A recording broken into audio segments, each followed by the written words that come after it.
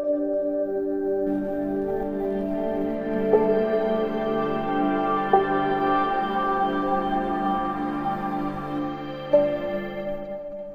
guys, a very good morning and welcome to my channel Bongai Devapan. So another Durga Pujo video part number 3.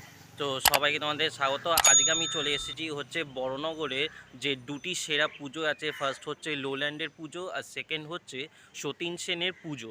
হ্যাঁ, তোমরা ঠিকই শুনেছো, সতীন সেনের পুজো।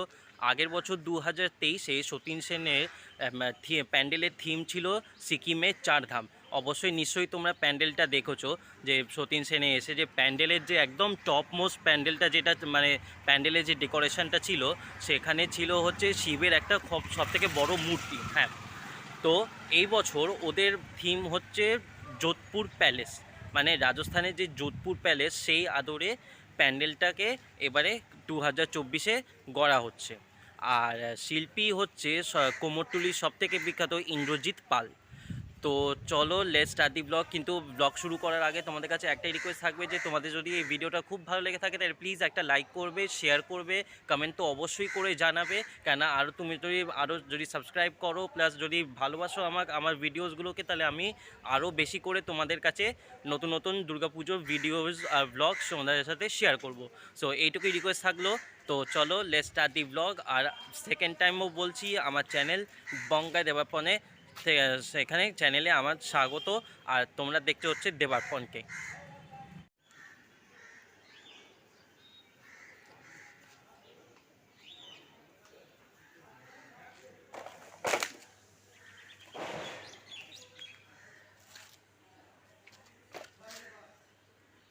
আমি চলে এসেছি হচ্ছে বড়নগরের যে দুটি সেরা পুজোর মধ্যে সেই একটা পুজো, সেটা হচ্ছে সতীন সেনের পুজো।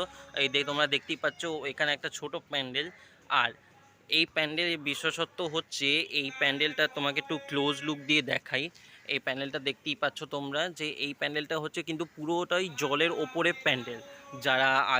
যারা সতীন সেনে বা যারা বড়নগরের বাসিন্দা, যারা সতীন সেনের পুজোকে খুব ভালো করে চেনো, তো তারা এই প্যান্ডেলটাকে নিশ্চয়ই চিনতে পারো, যে এটা সমস্তটাই প্রতি বছরই জলের ওপরই হয় প্যান্ডেলটা। দেখতে পাচ্ছ প্যান্ডেলে পুরো একটা ক্লোজ লুক। আমি যতটা সম্ভব তোমাদের দেখানোর চেষ্টা করছি প্যান্ডেলের ক্লোজ লুকটা।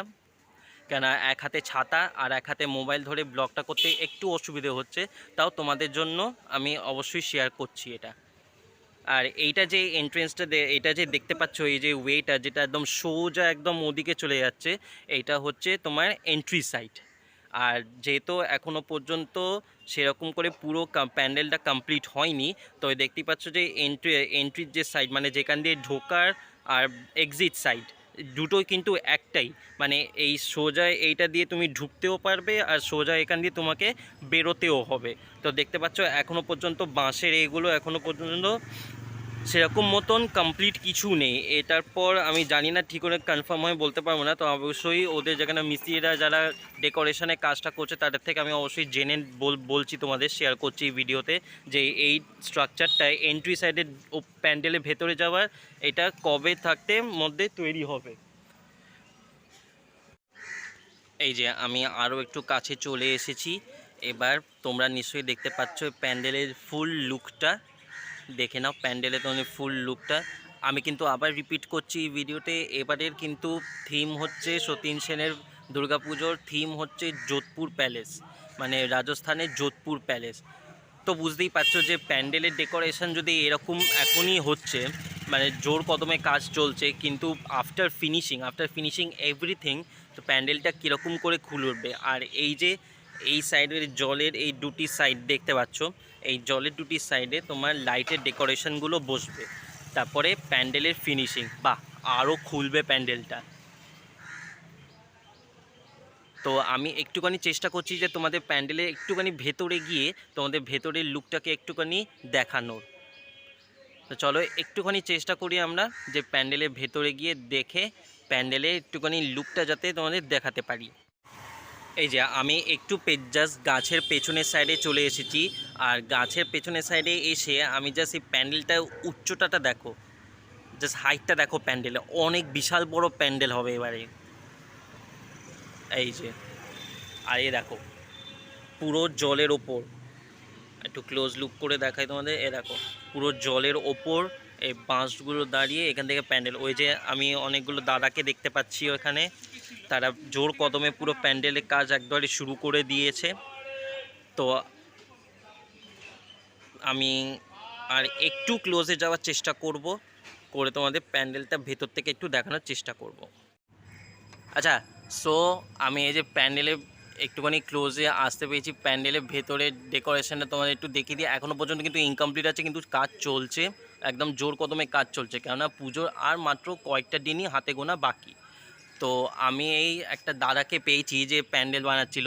তো দাদাকে আমি একটুখানি জিজ্ঞেস করে নেবো যে প্যান্ডেলের মানে এবছরের থিমটা কি, দাদার মুখ থেকে শুনে নেব। আর প্যান্ডেলটা কিভাবে তৈরি করছেন ওনা, কেন ওনাদেরও তো পরিশ্রম অনেকটাই আছে প্যান্ডেলের মধ্যে। তো দাদা, তুমি এবার একটু বলো যে ফার্স্ট অফ অল যে এই বছরের থিম কি, আর দ্বিতীয় প্রশ্ন হচ্ছে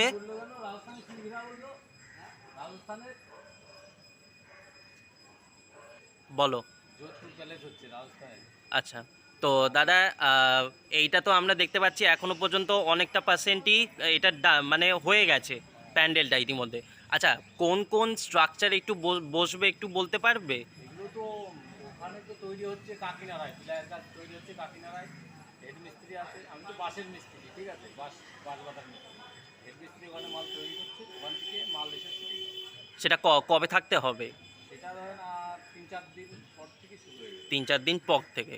আচ্ছা, পুরোটাই কি মানে প্যান্ডেল জুড়ে কি পুরোটাই কি প্লাইয়ের ডিজাইনেরই হবে? প্লায়ের, পুরো প্লাইয়ের ডিজাইনেরই? সব প্লাই কাজ হচ্ছে, রং হচ্ছে ওখানে। আচ্ছা, কাকিনাড়াতে? হ্যাঁ, কাকিনাড়াতে, ভাটপাড়াতে। ঠিক আছে, কাকিনাড়া ভাটপাড়াতে। ওকে, তো তোমরা জেনে নিলে দাদার থেকে যে এবারে থিমও কী ছিল, যেটা আমি আগে আরও ওই ভিডিওতে মেনশন করিয়ে দিয়েছি, আর তোমরা দাদার থেকে জেনেও নিলে যে কেমন করে প্যান্ডেলটা পুরোপুরি সাজানো হবে। সো আমি দাদাকে থ্যাংক ইউ জানাচ্ছি এটার জন্য, আমাদেরকে একটুখানি সহযোগিতা করার জন্য। আর এই যে প্যান্ডেলের ওই দেখো ওইখানেও আমি দুটো দাদাকে দেখতে পাচ্ছি, তারা জোর কদমে কাজ চলছে, মানে সবাই এক এক দিকে এক একটা কর্নার ধরে কাজটা চালাচ্ছে, কেন হাতে গোনা আর খুব মাত্র কয়েকটা দিনই পরই বাঙালির সব থেকে বড় পুজো দুর্গা পুজো।